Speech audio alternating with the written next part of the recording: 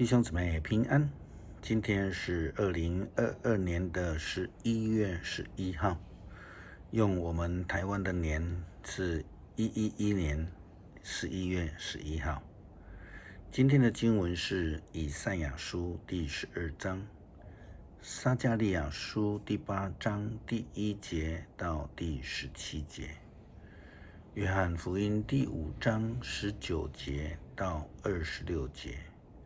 今天要跟大家分享的主题是感恩祷告。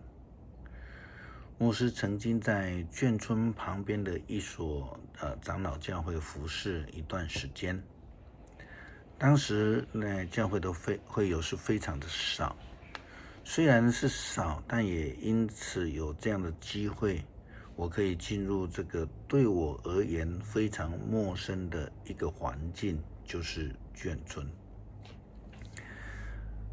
我有非常深刻的2个印象。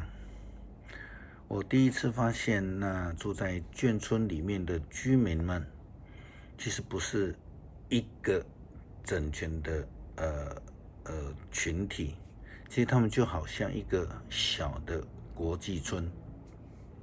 许许多多来自不同省份的人，他们都有着自己的乡音，有着自己的文化，自己的一个习惯或是作为。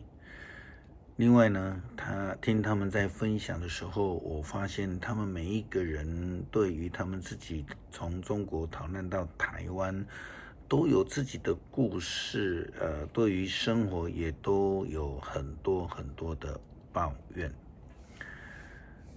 但是我们就也借此想起在圣经里面出埃及当中的以色列人，他们对于出埃及的逃难生活也是多有抱怨，没有看到上帝带领他们离开极权，不再为奴隶的这样的恩典。在出埃及的记载当中，我们几乎看不到以色列人对这个过程的赞美跟感谢的话。路加福音第17章11节到第19节，我们也看到了记载10个麻风病人得医治的事情。结果其中有一位撒玛利亚人回来感谢耶稣基督，只有他被耶稣基督说，你的信救了你。因为呢，只有这一位外族的人得医治之后回来，大声归荣耀给上帝。我们说赞美主。以赛亚先知告诉以色列人，不要以为上主不能搭救你们，或是耳聋听不见你们的呼求。他不听是因为你们的罪，你们的罪使你们跟上帝隔绝了，使你们的敬拜无效。你们双手沾满了血，指头染满了罪，你们的嘴唇撒谎，舌头出凶言。你们上法庭却不讲公道，不说实话。你们靠着谎言诉讼，你们凭着阴谋害人。你们正像毒蛇在孵蛋，蜘蛛在结网。人吃了这蛋就丧命，蛋打碎了，毒蛇就跳出来。你们的阴谋遮不住自己的丑恶，像蜘蛛的网不能当衣服穿。你们的行为邪恶，手段残暴。你们时时计划坏事，迫不及待的要去实行。你们杀害无辜，毫不迟疑。你们所到的地方只有摧毁和破坏。什么地方有你们，什么地方就没有安宁。你们所做的都不公正，你们造邪僻的路，而走上这条路的都没有安全。上帝透过先知告诉以色列人，必须要快快离开他们的恶，从他们的罪性当中来离开。先知告诉他们，不讲公道，不说诚实话，不说感恩的话，是无法赞美上帝，归荣耀给上帝的。以色列人民回复说，现在我们才知道为什么正义远离我们，公平不接近我们。我们寻求光明，但只有黑暗；指望亮光，却只有幽暗。我们向盲人摸索，我们在白昼半跌，像在黑夜，像在阴间一样。我们都像熊嚎叫，像鸽子哀鸣，渴望公平却得不到。救恩远离我们，上主啊，我们有许许多多的过犯，我们的罪正在控告我们，我们自知作恶多端，我们违抗你，弃绝你，不跟从你。我们压迫别人，离开了你。我们的思想谬误，所说的话都是谎言。正义已被赶走，公理不再接近。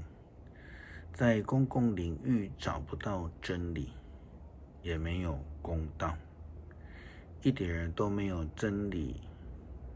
不做坏事的人反而受坏人欺负。如果这样的生命态度，这样的一个觉醒，才有可能在生活当中，无论遇到任何的状况，都愿意对上帝献上感恩，才能赞美上帝，归荣耀给上帝。基督徒在信仰上，圣经里的劝勉就是要我们凡事谢恩。保罗劝勉帖撒罗尼迦教会的基督徒时，也是这样说道：弟兄姐妹们，我们应该常常为你们感谢上帝，这是当然的，因为你们的信心大有进步，彼此相爱的心也大为增进。什么样的状况下必须要感谢上帝呢？圣经告诉我们，无论遇到什么样的状况，都要能够献上感谢，都要赞美上帝。保罗这样的肯定帖撒罗尼迦教会的基督徒，他说：因此我们在上帝的各教会里夸耀你们，你们经历了一切的迫害患难，仍然相信，仍然忍耐，这就是我们所夸耀的。这正是上帝公义审判的证据，为要使你们配得享受上帝国的福泽。你们就是为了这个国度继续在忍受苦难，为了上帝的公义，为了得到上帝的救恩，即便在困苦当中，也能够天天赞美上帝，时时感谢上帝的恩典。如同耶稣基督山上宝训所说的：当别人因为你们跟从我而侮辱你们，迫害你们，说各样坏话毁谤你们，你们多么有福啊！要欢喜快乐，因为在天上将有丰盛的奖赏为你们保存着。从前的先知也同样受人的迫害。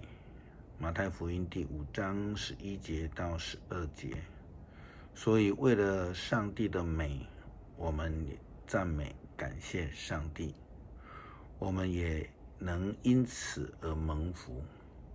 保罗说，在那一天，他要从信徒们得着荣耀，并受他们的颂赞，你们也要在他们的行列中，因为你们相信了我们所传的福音。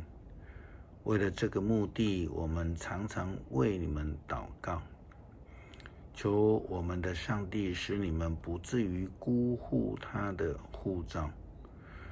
愿他用他大能来帮助你们，实现一切向善的志愿，成就你们凭着信心所做的工作。这样，我们的主耶稣基督的名会从你们得到荣耀，而你们也要从他得到荣耀。这是借着我们的上帝和主耶稣基督的恩典而来的。愿我们从我们的生命的改变，愿意时刻的感谢上帝，常常归荣耀给主。愿主的恩典就临到我们每一个人。